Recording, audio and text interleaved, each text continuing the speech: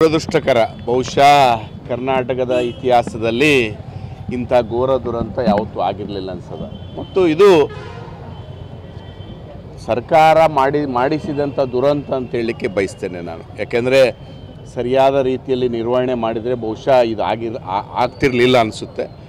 ಮತ್ತು ಎಲ್ಲೋ ಒಂದು ಕಡೆ ಸರ್ಕಾರದ ಪ್ರಚಾರದ ಗೀಳು, ಸರ್ಕಾರದಲ್ಲಿರುವಂಥ ಮಂತ್ರಿಗಳ, ಮುಖ್ಯಮಂತ್ರಿ ಮಕ್ಕಳ ಮತ್ತು ಸರ್ಕಾರದಲ್ಲಿರುವಂಥ ಶಾಸಕರ ಒಂದು ಪ್ರಚಾರದ ಗೀಳಿಗೆ ಇವತ್ತು 11 ಜನ ಬಡ ಜನರು ಜೀವ ಕಳೆದುಕೊಂಡಂತಾಗಿದೆ ಅಂತ ಹೇಳಿ ನಾನು ಭಾವಿಸ್ತೀನಿ. ಯಾಕೆಂದರೆ ಇವತ್ತು ಏನು 1 ಲಕ್ಷ ಜನ ಇರ್ಬೋದು ಅಷ್ಟೇ.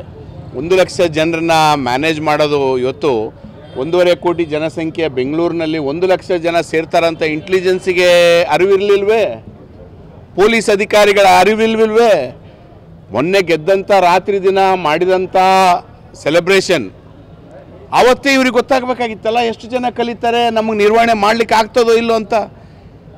ಮತ್ತು ಎಲ್ಲೋ ಒಂದು ಕಡೆ ಪೊಲೀಸ್ ಡಿಪಾರ್ಟ್ಮೆಂಟೂ ಇದು ಮಾಡಬಾರ್ದು ಅಂಥೇಳಿ ಒತ್ತಾಯ ಮಾಡಿದ್ರು ಅಂತ ಕೇಳಿ ಬರ್ತಾ ಇದೆ. ಆದರೆ ಸರ್ಕಾರದಲ್ಲಿದ್ದಂಥ ಮಂತ್ರಿಗಳು ಅವರೆಲ್ಲರೂ ಸೇರಿ ಇದು ಆಗಲೇಬೇಕು ಅಂಥೇಳಿ ಮುಖ್ಯಮಂತ್ರಿಗಳ ಮೇಲೆ ಒತ್ತಡ ತಂದು ಮಾಡಿಸಿದ್ದಾರೆ.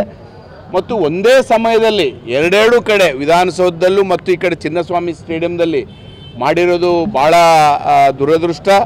ಮತ್ತು ಚಿನ್ನಸ್ವಾಮಿ ಸ್ಟೇಡಿಯಂನಲ್ಲಿ ಇದ್ದಂಥ 19 ಗೇಟ್ ತೆಗೆದಿದ್ರೆ ಮುಗಿದೋಗಿತ್ತು. ಹೆಂಗಿದ್ರು ನಿಮ್ಮ ಕಂಟ್ರೋಲ್ ಮಾಡೋದು ಆಗಿಲ್ಲ ಅಂತಂದರೆ ನೀವು ಅದನ್ನು ಕ್ರೌಡನ್ನು ಕಂಟ್ರೋಲ್ ಮಾಡೋಕ್ಕೆ ಹಾಕೋದ್ರಿ, ಬಿಟ್ಬಿಡ್ಬೇಕಾಗಿತ್ತು ಎಲ್ಲ ಗೇಟನ್ನು.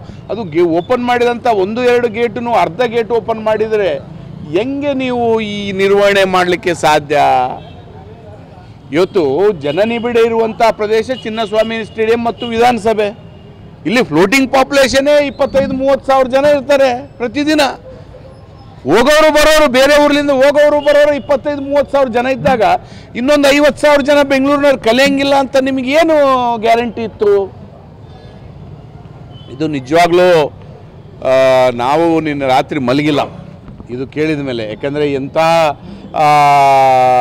ಏನು ಸೆಲೆಬ್ರೇಷನ್ ಆಗಬೇಕಾಗಿತ್ತು ಅಂಥ ಸಮಯದಲ್ಲಿ ನಮ್ಮ ಕರ್ನಾಟಕದ ಬಡ ಜನರಿಗೆ ಇಂಥ ದುರಂತ ಬಂದಿರೋದು ಇದು ಬಹುಶಃ ಇತಿಹಾಸದಲ್ಲಿ ದೊಡ್ಡ ದುರಂತ ಅಂತೇಳಿ ಭಾವಿಸ್ತೀನಿ ನಾನು.